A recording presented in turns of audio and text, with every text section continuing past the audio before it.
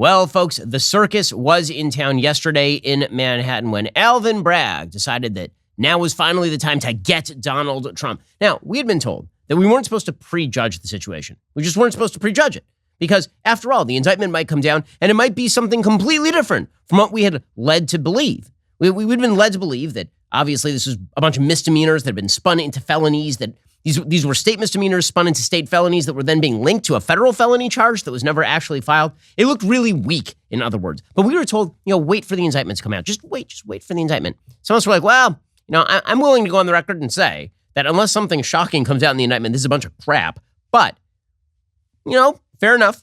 Well, we waited. And now it turns out that the indictment is just a bunch of crap. The indictment is out. It is terrible. It's a 34-count indictment. And it essentially is one count over and over and over and over again. It's not 34 separate counts. It is Donald Trump lied about paying off various people, 3 specific people, a doorman, a porn star, and another quasi-porn star.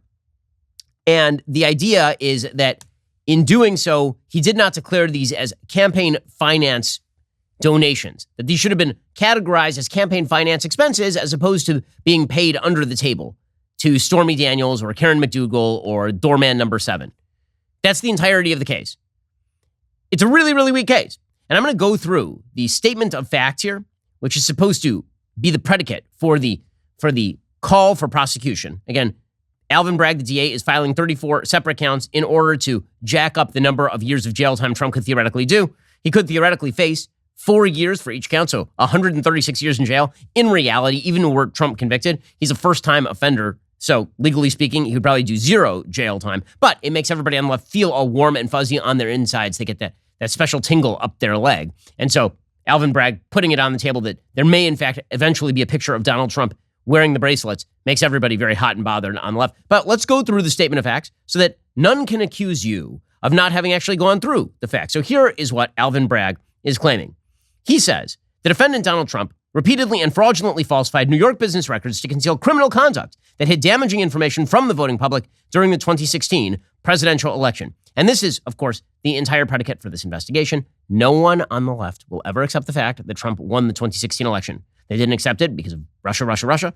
And now they don't accept it because of Stormy, or something. The same people, the exact same people will tell you that the hiding of the Hunter Biden laptop right before the 2020 election had no impact on the final vote. But supposedly, if we had all found out that Donald Trump in 2006 stooped a porn star while his wife was pregnant, that would have shaped the outcome of the 2016 election. And that's why Trump paid off Stormy Daniels. Now, I have a bit of a rebuttal to that, which is Trump was literally caught on tape 3 weeks before the election saying that he liked to grab women by the bleep and screw married women. Literally said that on tape to Billy Bush. Won the election anyway. So it's an absurd contention that this would have shifted the election. But again, the left cannot deal with the fact that Hillary Clinton didn't win in 2016, and they've been trying to reverse history ever since. So they're going to get into the Doc Brown DeLorean and go back in time and try to prosecute cases from 2015, 2016. So here's what Alvin Bragg says. From August 2015 to December 2017, the defendant orchestrated a scheme with others to influence the 2016 presidential election by identifying and purchasing negative information about him to suppress its publication and benefit the defendant's electoral prospects. In order to execute the unlawful scheme, the participants violated election laws and made and caused false entries in the business records of various entities in New York. The participants also took steps that mischaracterized, for tax purposes, the true nature of the payments made in furtherance of the scheme. So again, the complaint here is that it was actually a campaign expense, that Trump wasn't paying a variety of people off just because Donald Trump likes to quash rumors sometimes. No, he was doing it specifically for election purposes, and that would have been okay if he had said in his campaign finance documents, for election purposes, I'm paying off Stormy Daniels. The big problem is he didn't say, for election purposes, I'm paying off Stormy Daniels. Instead, he chalked it up to some other expense item in his New York business records. This is the entirety of the case. Alvin Bragg continues, one component of this scheme was that at defendant's request, a lawyer who then worked for the Trump organization as special counsel to defendant, this would be Michael Cohen, covertly paid $130,000 to an adult film actress shortly before the election to prevent her from publicizing a sexual encounter with defendant. Cohen made the $130,000 payment through a shell corporation he set up and funded at a bank in Manhattan. This payment was illegal, and Michael Cohen has since pled guilty to making an illegal campaign contribution and served time in prison. Further, false entries were made in New York business records to effectuate this payment, separate and apart from the New York business records used to conceal the payment. After the election, the defendant reimbursed Michael Cohen for the illegal payment through a series of monthly checks, first from the Donald J. Trump Revocable Trust, a trust created under the laws of New York, which held the Trump Organization entity assets after defendant was elected president, and then from the defendant's bank account. Each check was processed by the Trump Organization. Each check was disguised as a payment for legal services rendered in a given month of 2017 pursuant to a retainer agreement. The payment records were false New York business records. In truth, there was no retainer agreement, and Michael Cohen was not being paid for legal services. So in other words, if Michael Cohen had actually been a half-decent lawyer and he had set up a retainer agreement, they would literally have no evidence that any of this ever happened. And that's the whole thing. That's literally the whole thing. The rest of it is just filling in the details as to what that means, talking about stuff that we already know, talking about the fact that Donald Trump was working with AMI, which of course is the parent company, American Media Inc., of the National Enquirer. They were working to catch and kill stories and all the rest of this sort of stuff. But that's the whole thing. And because of this, we now have all this hoopla, including the possibility of the former president of the United States doing jail time. This, of course, is an absurdity. And everybody basically recognizes that this is an absurdity. Even the people who want Trump to go to jail recognize mainly that this is an absurdity, which means that Trump, whether he goes to jail or not, is going to get a big boost from this because people who are unjustly persecuted, as he appears to be in Manhattan at the very least, he is going to get a boost from that. We'll get to more on this in just 1 second. First, it's time to talk to you about DailyWire's most trusted privacy partner and premier sponsor of this show, ExpressVPN. Does it make sense? The same company that controls half of online retail also passively eavesdrops on your private conversations at home? Big tech is more powerful than most countries. They profit by exploiting your personal data. It's time to put a layer of protection between your online activity and these tech juggernauts, which is why I use ExpressVPN. Think about how much of your life is on the internet. Every site you visit, video you watch, message you send gets tracked and data mined. ExpressVPN encrypts 100% of your internet data to keep you safe from hackers and eavesdroppers on your network, making it hard for big tech to track your activity and sell it to advertisers in the first place. I use ExpressVPN on all my personal devices, my phone, my laptop, even Wi-Fi routers. Very easy to use. Fire up the app, click one button, and you are done. It's just that simple. Stop handing over your personal data to the big tech monopoly that mines your activity and sells your info. Get the VPN I trust at expressvpn.com/Ben. Use my exclusive link, expressvpn.com/Ben. Get an extra 3 months for free. expressvpn.com/Ben. You never know who is watching your internet activity, so protect it today. expressvpn.com/Ben. Get an extra 3 months for free. Okay, so all of this was wrapped in a bunch of drama yesterday. So the drama began when just before Donald Trump pulled away from Trump Tower, there are a couple of different groups that mobilized themselves to locate in front of Trump Tower, a pro-Trump group, an anti-Trump group, and they basically had kind of these small clashes. One of the anti-Trump people put out a giant banner that said Trump lies, and then a MAGA-hatted lady went over and started grabbing the banner. This is the circus, man, and we are all just spectators. Look at the number of media versus the number of protesters, by the way. I mean, this is all the media's creation in terms of why this is happening, because the media incentives for people like Alvin Bragg are just too rich. In terms of why people are protesting and going out in the streets because there are cameras on them. Look at that, there's 100 cameras and like 2 people. It's ridiculous. Meanwhile, it is true that the amount of media coverage on the right-wing protesters was significantly higher than the amount of coverage on the left-wing protesters. Not a lot of traditional media coverage of, for example, this crazy lady who is out there screaming about race. This was pretty wild. Why are you going in here and calling all the white people in here racist? No, I'm calling them dumb Republicans. No, you're calling them racist. Yeah, you call the white all men white people are racist. racist. All white people are racist. You're trying to instigate violence right now. Because I'm black and I like violence. Yeah? I'm an animal. I'm an animal. I'm a black animal. Yeah! I'm a black animal. Let's kill all white people. Yeah, baby. So Biden 2024? Biden 2024? So she seems like an excellent prospective voter and somebody whose opinion we should take incredibly seriously. Well, all of this was the lead up to Donald Trump being brought in and then fingerprinted and booked. And there were some pictures of him, going into the building, some video of him walking into the courtroom, and he looks like Trump. I mean, he doesn't look particularly upset. He doesn't look particularly happy. He just looks kind of somber and determined, as he should. There are pictures of Trump that have now emerged from the court. You can look at some of the pictures so we can look at some of the visuals. It is Donald Trump. Here's Donald Trump sitting in the courtroom. You can see that he's surrounded by his lawyers.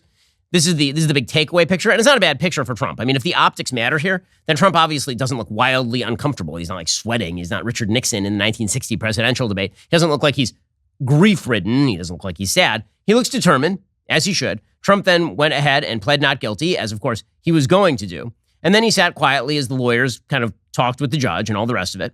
The prosecutor, who began to explain the charges, Chris Conroy, brought up threatening posts that Trump had made online, saying the former president had threatened New York City, the courts, and the Manhattan District Attorney's Office, which brought the charges against him. He handed paper copies of Trump's social media posts to the judge and to the defense lawyers. A lawyer for Trump, a guy named Todd Blanche, according to the New York Times, quickly objected, saying, "I didn't realize we were giving opening statements today." The district attorney, Alvin Bragg, was watching from the first row of the audience, so Blanche immediately laid into the prosecutors for the publicity around the case, which is correct. They've been leaking all sorts of material. He also criticized Michael Cohen, Trump's former fixer and a key witness, and Mark Pomerantz, a prosecutor who worked on the investigation under Bragg's predecessor and published a book about his experience. Trump basically just sat there. The judge, a guy named Juan Merchan, went out of his way to say he did not plan to place a gag order on Trump. But he said, quote, "I don't share your view," with Mr. Blanche, that would be Trump's lawyer, about the justification for Trump's harsher rhetoric. So Trump's lawyer said he's using harsh rhetoric because he has a right to speak as he wishes to speak on a matter of public concern, and he's in the middle of a presidential race, and he's being unfairly targeted. And the judge said, "I don't share your view." And then he urged witnesses of the case, as well as the defendant, to refrain from making statements, quote, with, quote, "the potential to incite violence and civil unrest." So he rejected the idea of a gag order, telling Trump he can't talk about the case. But he said that he might revisit that at some point in the future. Now, put that in the back of your mind, because that is going to come up very shortly, because Trump then gave a speech at Mar-A-Lago last night in which he said a bunch of things that the judge will undoubtedly find somewhat inflammatory.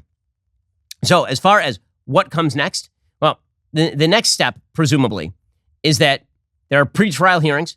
There will be defense motions to dismiss. If the judge is smart, he dismisses the case because it's unbelievably weak.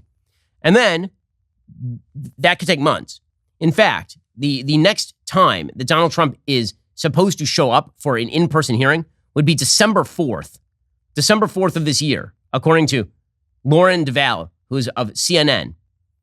That is nuts, and obviously designed by people on the left in order to push this all the way into the presidential cycle, because every time Trump is in the news being persecuted by left-wing DAs, it boosts him in the primaries.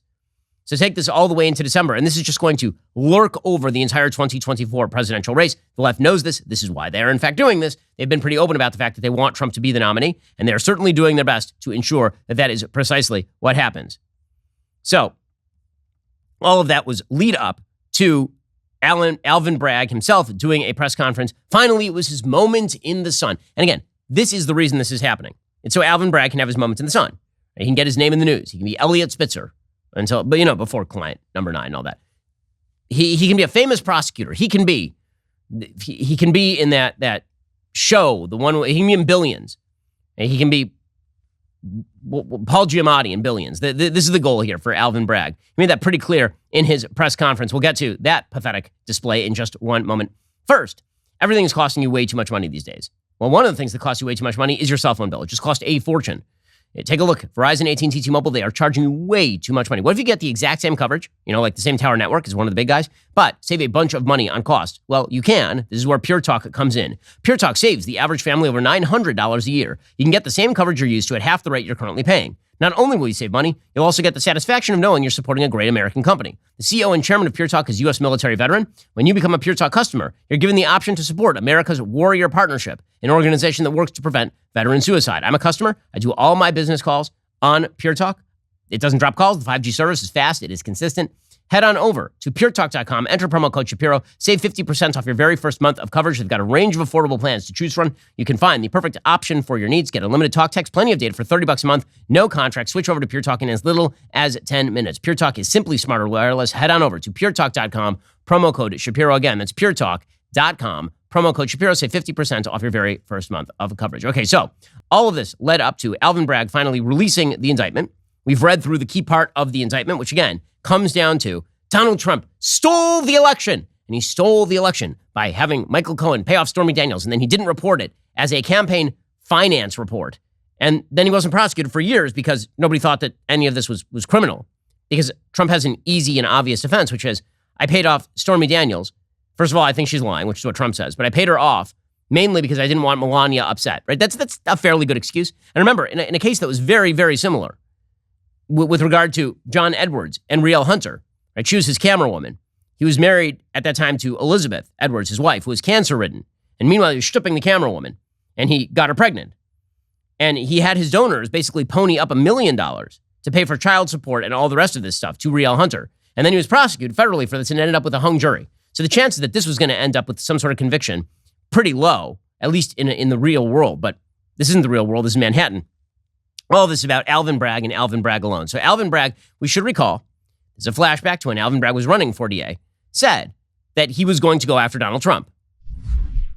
Whoever has this job, are they going to convict Donald Trump? Look, that is the number one issue. We know he's investigating. And what I'll say is I was the first to announce against Cy Vance. I, too, have a lot of issues, which is why I decided to run. I also led the team that did the Trump Foundation case. So I'm ready to go wherever the facts take me and to inherit that case. And I think, it'd be hard to argue with the fact that that'd be the most important, most high-profile case. And I've seen him up front and seen the lawlessness that he can do. And you believe it should happen?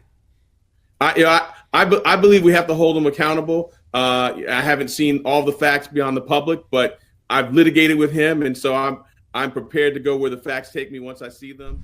So, he was very early on saying that he wanted to go after Donald Trump, and yesterday he finally got his chance. So here was Alvin Bragg. He said everyone stands equal before the law, especially people who have not lived in the state of New York for quite a while and who happen to be on the Democrats' hit list at the top of the list, actually. At its core, this case today is one with allegations like so many of our white-collar cases. Allegations that someone lied again and again to protect their interests and evade the laws to which we are all held accountable. As this office has done time and time again, we today uphold our solemn responsibility to ensure that everyone stands equal before the law. No amount of money and no amount of power changes that enduring American principle. No one believes that this guy is about equal protection of the laws in the city of New York. No one believes that. They're murderers who are getting away with it in the city of New York. But Alvin Bragg is going after Donald Trump for a supposed crime that is not even articulated correctly in the law. Remember, the law itself is going to be a question. In the motion to dismiss, the question is going to be whether the state even has the capacity to charge Donald Trump with a misdemeanor that is being linked to a supposed federal felony when the federal government has not charged Donald Trump with that felony. It's called Article 175. Okay, so Article 175 is the question here. And Alvin, that article, which is the falsification of business records article, says that you can link it to another crime. But it doesn't say that the crime can be a federal crime. It'd be very weird, in fact, to link a state crime with a federal crime so that you can avoid the statute of limitations. Remember, falsification of business records has like a 2-year statute of limitations if it's a misdemeanor and a 5-year statute of limitations if it's a felony. And you may have noticed that all of this was alleged to have happened in 2015, 2016. And it is currently 2023. So we're well outside the statute of limitations for all of this, unless he ladles it into a federal crime that was never prosecuted. This is super weak tea.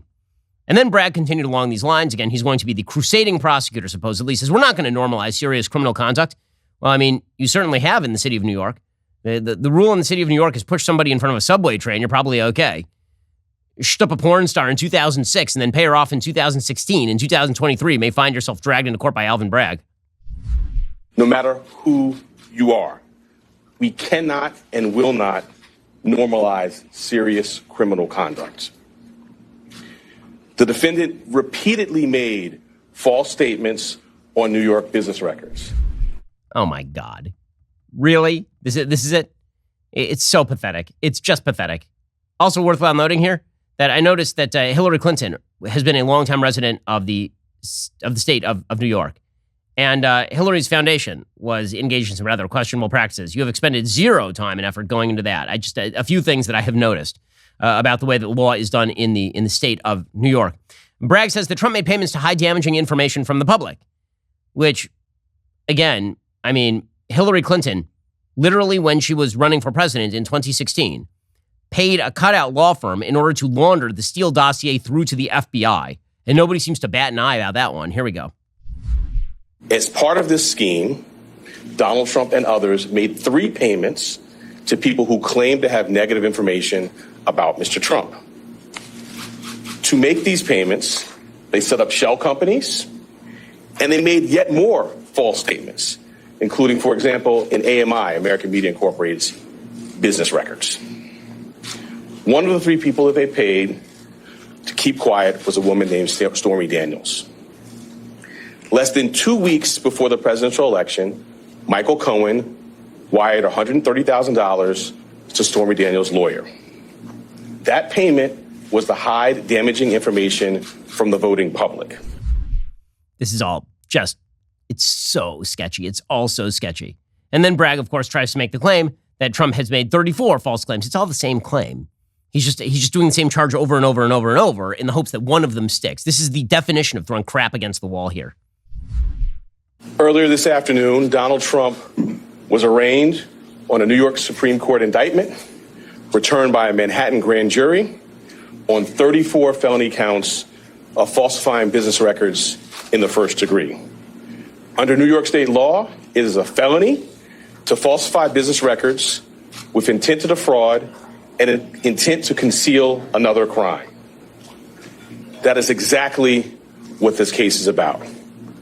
34 false statements made to cover up other crimes.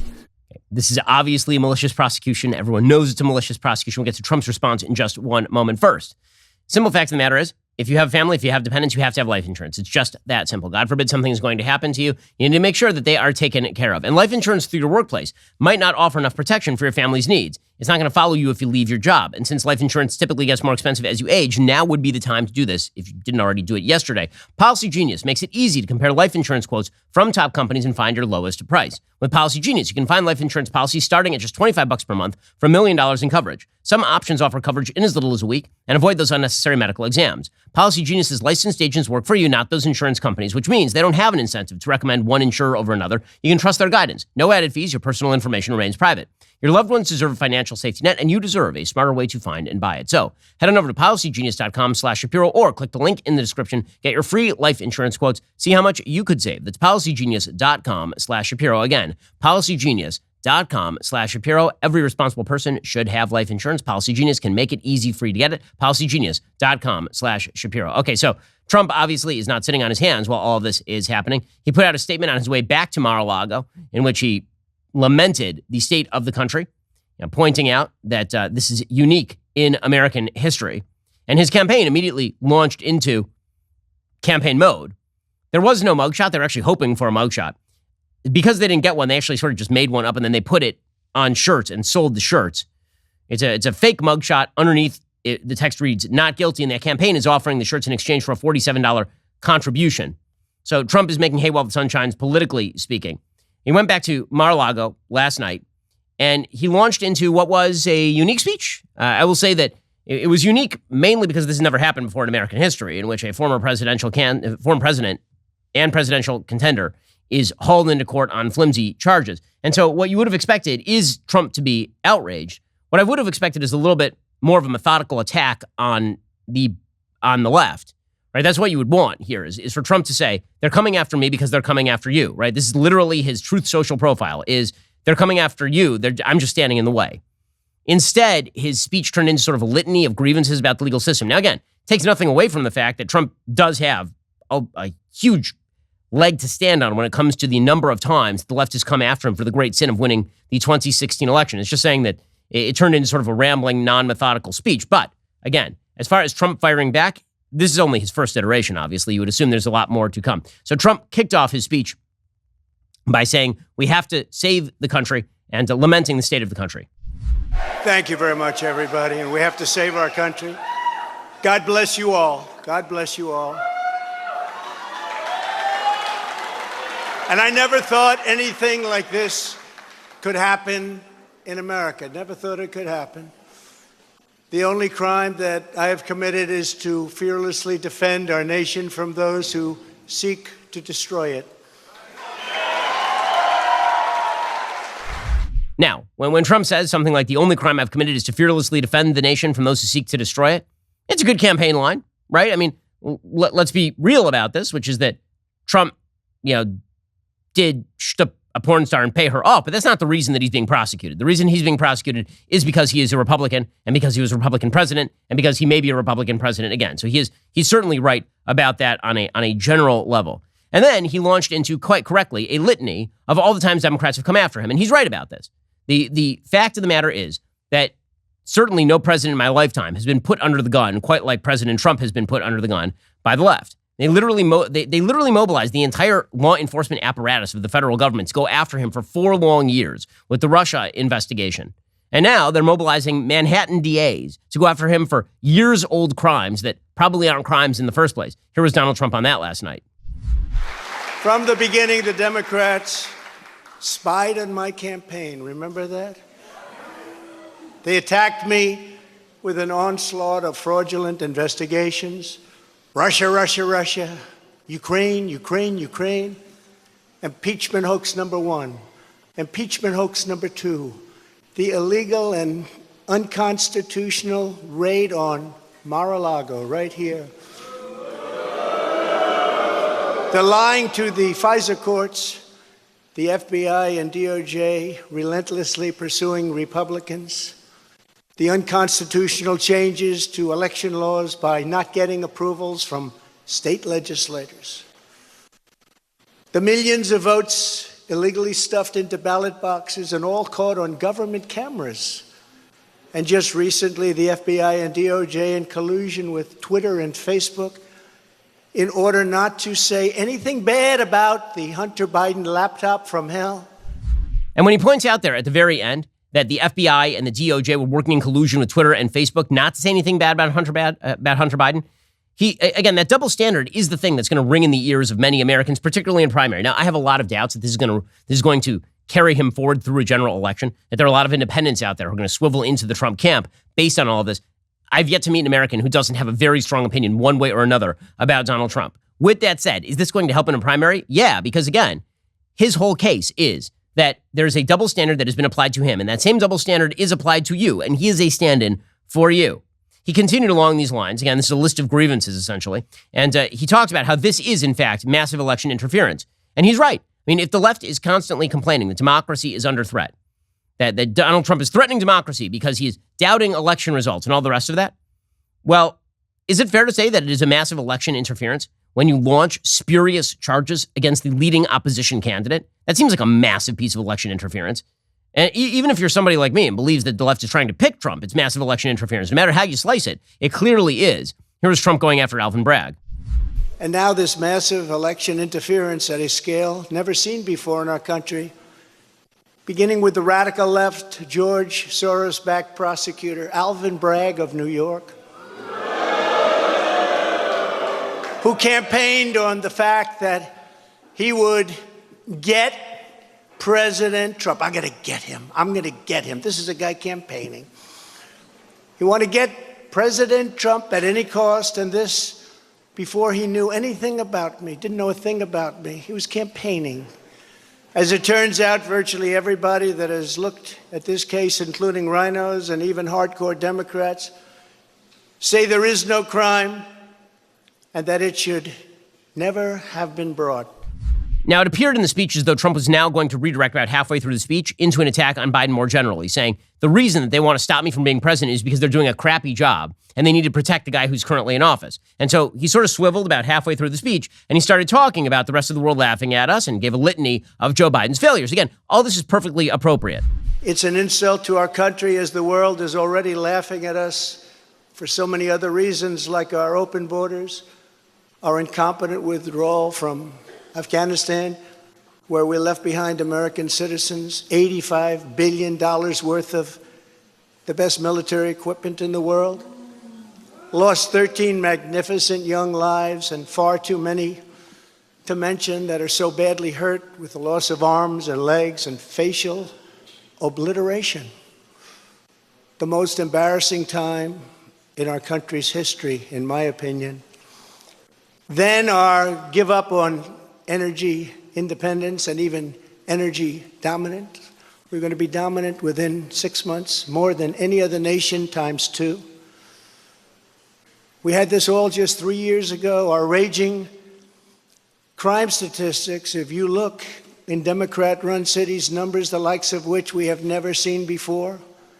The open threats by various countries of the use of nuclear weapons, something never mentioned or discussed by outside nations during the Trump administration, and which could very well lead under the Biden administration's leadership to an all-out nuclear World War III can happen. And then things started to get a little bit strange. Okay, and the reason they started to get a little bit strange is because he started to swivel into all of his other grievances. So instead of focusing it in on Alvin Bragg and just Alvin Bragg alone, and he's got a winning case there, he started to kind of go off on everybody who's been bothering him. And it turned into a giant sort of almost randomized list of the people who've been going after him. Now, listen, I don't blame him. On a personal level, I don't blame him whatsoever. As a candidate, you want to see some discipline, right? As a candidate, just somebody who is trying to battle back against a machine that is victimizing him, going out there and sort of just naming a bunch of people you don't like doesn't seem like the most methodical way of approaching it, but Trump has his own ways, obviously. So here is Donald Trump, for example, going after the Georgia election case that has yet to been filed. And in the wings, they've got a local racist Democrat district attorney in Atlanta who is doing everything in her power to indict me over an absolutely perfect phone call, even more perfect than the one I made with the president of Ukraine. Remember, I kept saying, that's a perfect call. This one was more perfect. Nobody said, sir, you shouldn't say that. Many people on the phone were hung up in disgust because of something I inappropriately said, because nothing was said wrong. In fact, at the end of the call, we agreed to continue our conversation about election fraud, and election fraud, specifically in Georgia, at a later time. Many people on the phone, including lots of lawyers, nobody found anything wrong with that perfect call until a book promotion tour many months later. All of a sudden they say, I remember Trump making a call. Let's look at that. This fake case was brought only to interfere with the upcoming 2024 election, and it should be dropped immediately. And he didn't stop there. He then went after the federal prosecutors who are looking into him over the classified documents cases, and he's deliberately going after the prosecutors themselves. Again, all of this is fair game. These are all public figures attacking a prosecutor. It may not be the smartest thing. His lawyer may be ripping out his hair right now by the handful, but it is very Trumpian, and Trump is not somebody who takes this stuff sitting down, which of course is what a lot of people love about him, is the fact that Donald Trump has never taken any insult sitting down, right? This is a person who always punches back. So here he was going after what he called the boxes hoax. Then you have a radical left lunatic known as a bomb thrower who is harassing hundreds of my people day after day over the boxes hoax. The boxes hoax, as we call it.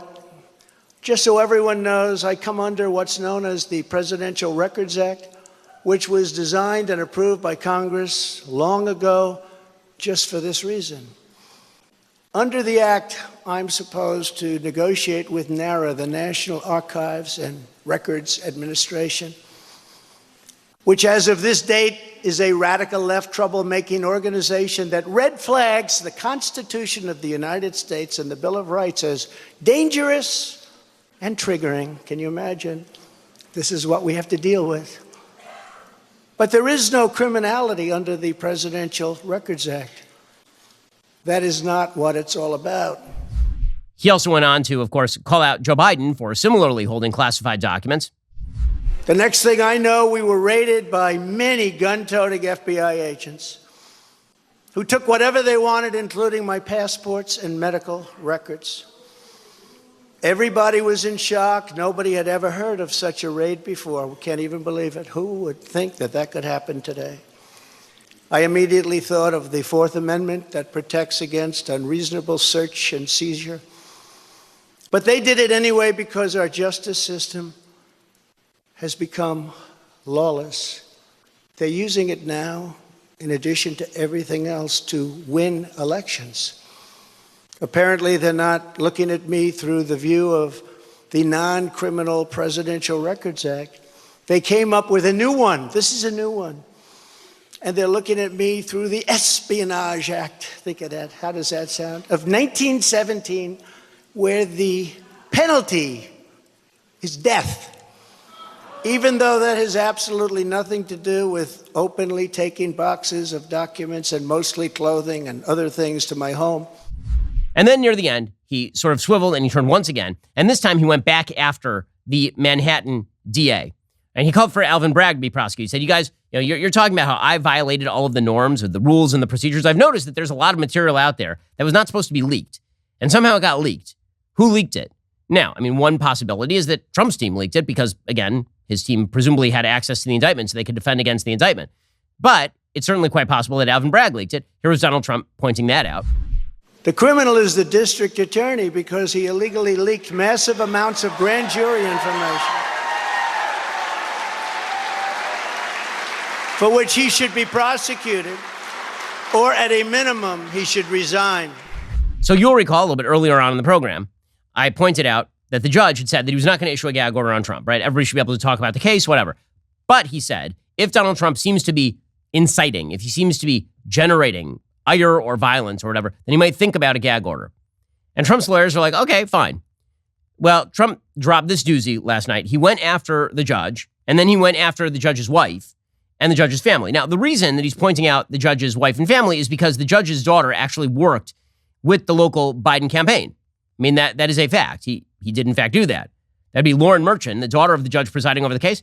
She's the president and partner at a digital campaign strategy agency that's done work for a lot of prominent Democrats, including Biden and Kamala Harris.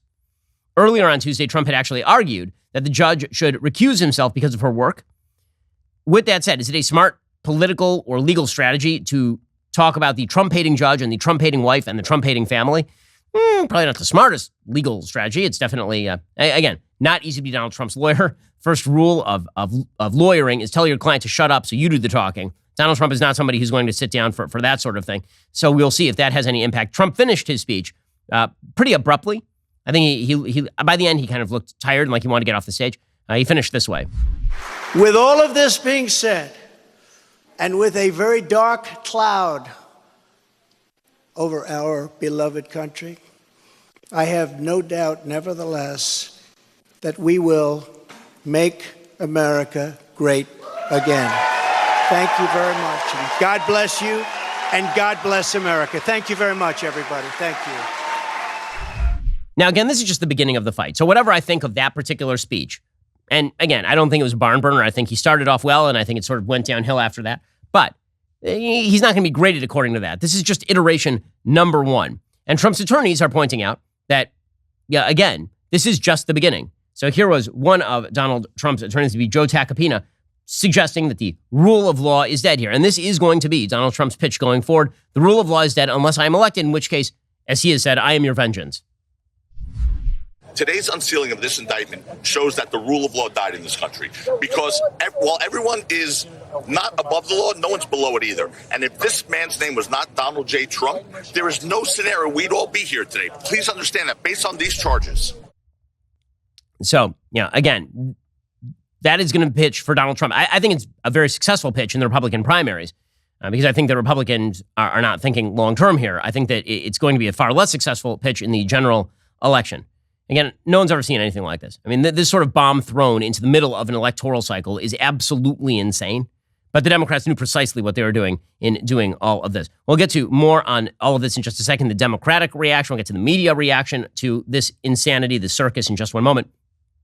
First, while kids in American towns are playing hide and seek with their friends, thousands of children in Judea and Samaria, the so-called West Bank, are suffering every day from the trauma of Islamic terror. The Shiloh Israel Fund was born out of one such moment. David Rubin, the founder of the organization, and his son were wounded in a horrific terror attack while driving home from Jerusalem. They narrowly escaped with their lives. David later realized his son was only one of thousands of kids in Israel who were suffering physically and psychologically from such attacks. David founded the Shiloh Israel Children's Fund to provide victimized kids with the life-saving therapies they urgently need to heal from their trauma. Shiloh Israel Children's Fund provides unique programs to help kids work through their trauma in ways that work for them: art, drama, animal therapy, and more. Every kid responds differently to trauma. They tailor these life-changing therapies to each and every kid's individual needs. Treatment like this is not cheap. Thousands of Israeli families can't afford this life-saving treatment that their kids need to heal. We can help improve that situation. It is a wonderful, wonderful cause. We're talking about the victims of actual terrorism. Go to israelchildren.org/Ben to see what it takes to save the life of a terror-stricken child in Israel's biblical heartland. You won't believe how easy it is to give these kids a brighter future. That's israelchildren.org/Ben to help out.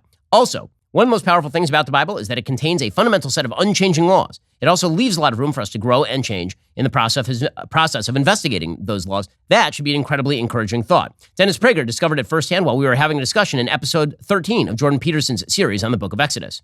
The hardest law of the 613 in the Torah for me to fulfill is love God with all your heart.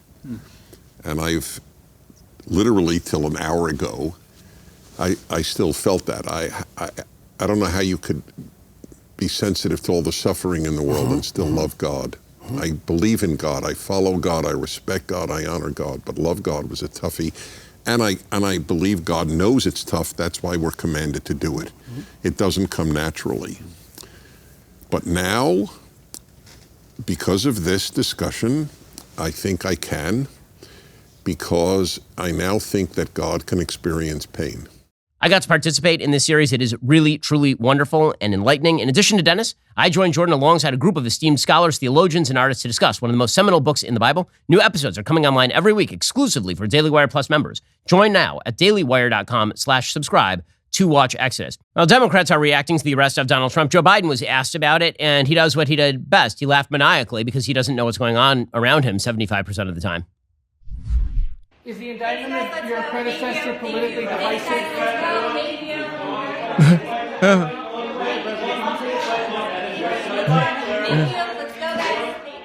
It's like someone just told him that there's a 7-year-old who had just used herbal essences in a 30-foot radius. He's very, very happy. No one knows why he's smiling that way. It's weird. Chuck Schumer, the Senate Majority Leader, he tweeted out, "I believe Donald Trump will have a fair trial that follows the facts and the law. There's no place in our justice system for any outside influence or intimidation in the legal process. As the trial proceeds, protest is an American right, but all protests must be peaceful." You and your party literally protested Derek Chauvin into a murder conviction. I mean, can we be real about this? You sent 20 million people into the streets based on the lie that American law enforcement are specifically targeting for deaf black people. And then a jury convicted Derek Chauvin on the flimsiest of evidence of murder. So can we stop pretending that you don't believe in protests to affect the outcome of a criminal justice trial? That is a lie. It is not even remotely true. But, we're going to pretend along with the Democrats. They're all in favor of the system when the system benefits them. They're very much against the system when the system does not. Karine Jean-Pierre, world's worst press secretary, she was asked about this yesterday. She said, "I'm not going to comment on any of this."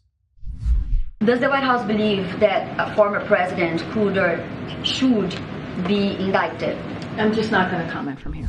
Okay, well, she was called on the carpet by the New York Times' Michael Shear, who says, well, it's weird because you're not commenting on this, but you wouldn't shut the hell up about the 500 pending cases in terms of January 6th detainees. January 6th was a different moment. It just was. It was something that was incredibly devastating.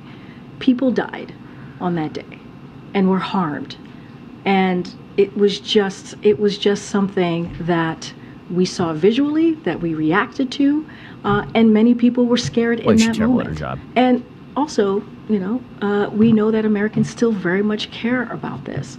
When it comes to a criminal investigation like this that is ongoing, we are just not going to comment. So we're not going to comment on this because it's not a matter of public concern. Like January 6th was a massive matter of public concern, but not Donald Trump going to jail, maybe. Not a matter. She's so bad at this job. She's truly bad at it. Almost as bad as the members of the media who had to pretend yesterday that they were very sad and sobered about all of this when inside they were jumping up and down like screaming little girls at their first Miley Cyrus concert back when Miley Cyrus wasn't doing pornography. Here is the media pretending to be sad.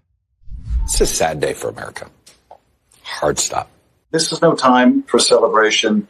He's smiling. I think it's sad. He's literally I've fought smiling Trump for a long time, but I'm sad that this has happened. How are you feeling about a historic day? It's sad. And this is a day of profound sadness. They're all smiling. The ex-president is indicted, but it's also a time to celebrate. Because it's a sad moment to see a former president have to do this, even though we feel it could lead to justice. How is Al Sharpton not in jail, by the way? It's a sad day for America. It's a sad day for America. It's a sad day. Well, I don't think anybody can consider it a good day. Regardless of anything, it's just really sad. It's a sadness, I think, that we got to this point.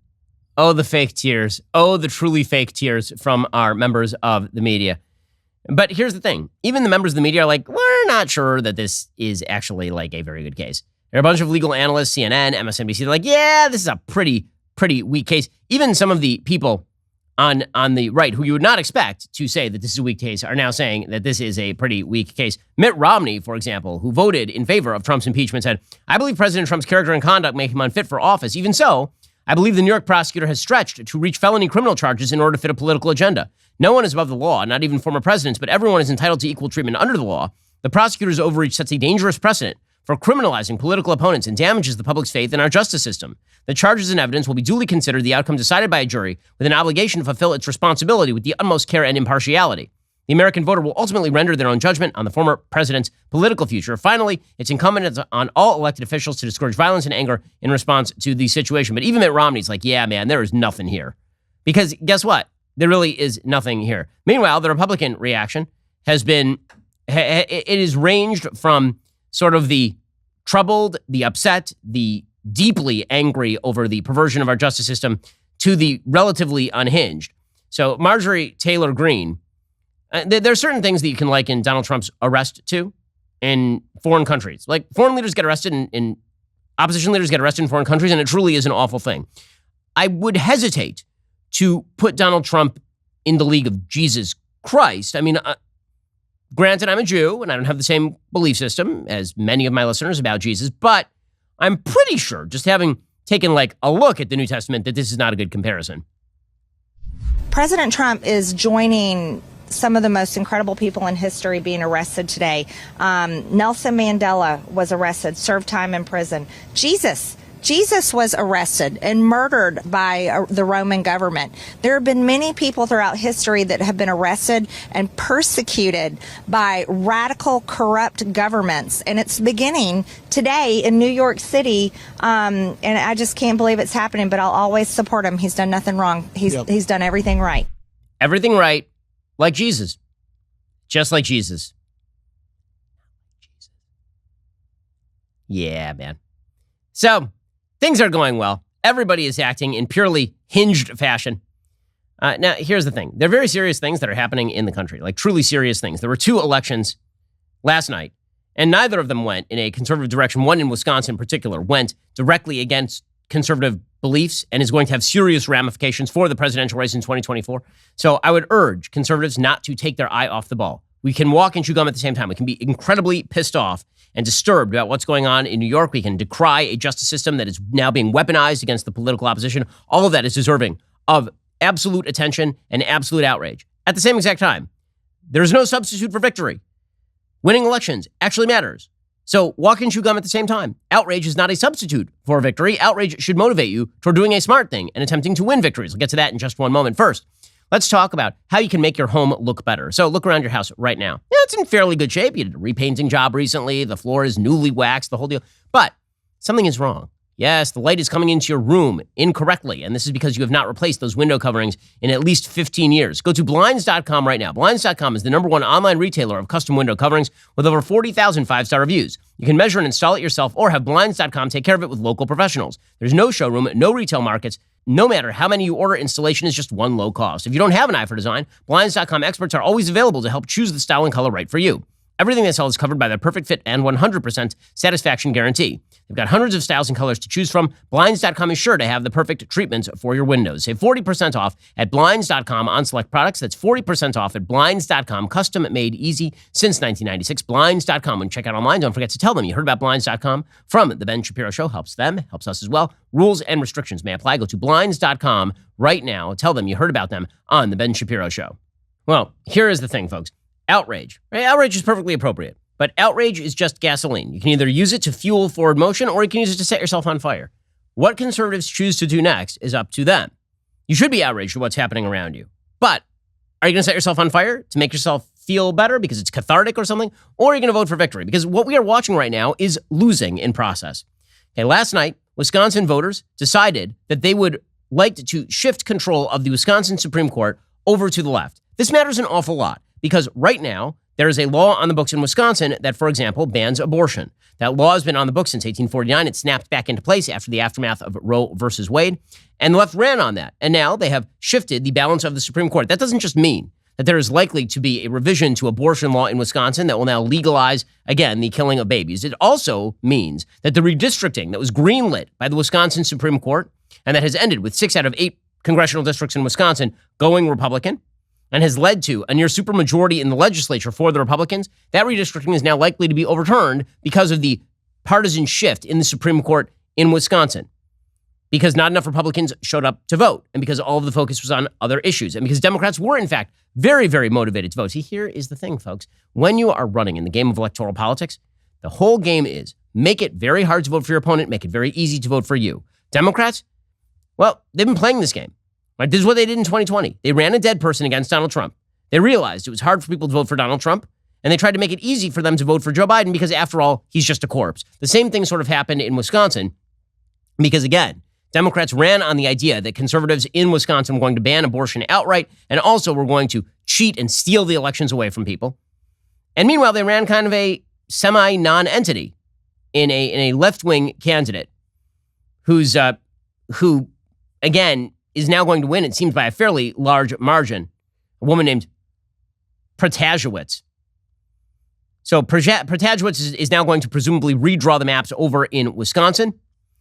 She is also going to overrule, presumably, all of the current abortion law that is in place, preventing the killing of the unborn. Victory, there's no substitute for victory. Yeah, and moaning is not a substitute for victory. Meanwhile, over in Chicago, it appears, listen, Chicago is on its own road now. They're on their own road because, believe it or not, despite the justice milieu insistence that this was, in fact, MAGA country, Chicago is not MAGA country. You'd be hard-pressed to find 5 Republican voters in the city of Chicago. Well, now it appears that Brandon Johnson, who is a soft defund the police candidate, is likely to win the mayoralty in the city of Chicago over Paul Vallas. Vallas was considered the sort of moderate Rick Caruso type in Los Angeles, or like Eric Adams in New York. And Brandon Johnson is much more radical.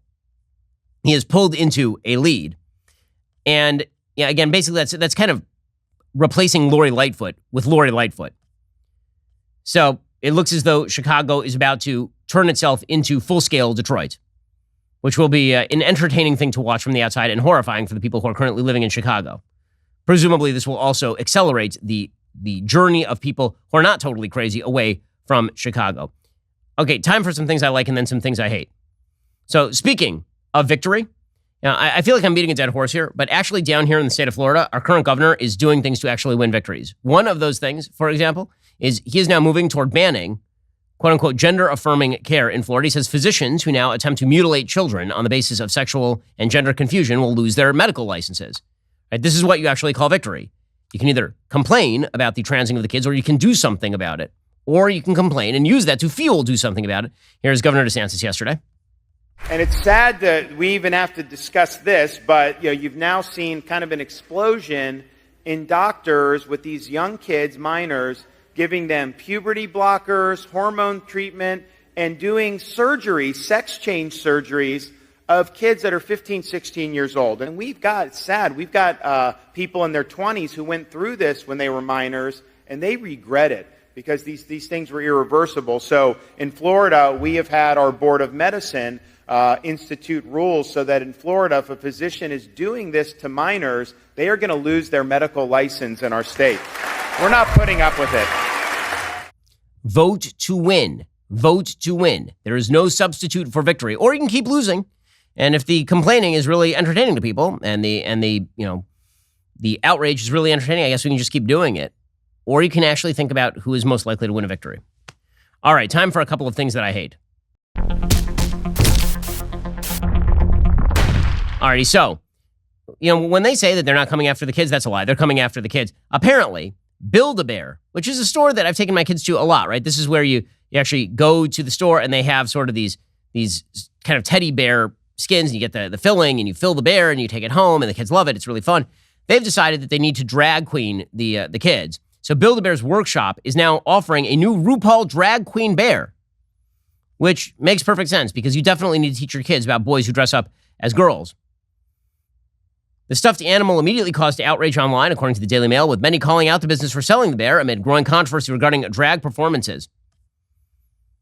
The controversy first erupted online with my friend Matt Walsh's tweet, which included a screen grab of the Build-A-Bear website with the RuPaul bear advertised. The drag queen bear is stated as being included in the bear cave, but still shown on the general website, which is accessible to all. Apparently, it's for 18-plus shoppers, but it's right there at the top of the front page. Cover bear, put the fur in your walk, head to paw, let the whole body talk. The website reads, 2 iconic pop culture institutions join forces for this one-of-a-kind collector's item made in tribute to the world's most famous drag queen. Oh, isn't that nice? Well, the good news is that the blowback caused Build-A-Bear to at least remove this from the main website's carousel of revolving bears and pages. It is still apparently on the website, however.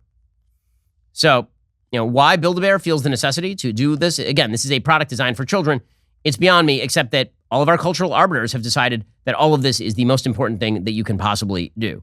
Speaking of which, in the most absurd Orwellian story of the day, according to the UK Daily Mail, angry parents fed up with a trans woman's domination of a female soccer league will now be offered sensitivity training to help them better understand trans issues. Yes, you're upset that your little girl is getting pummeled by a dude.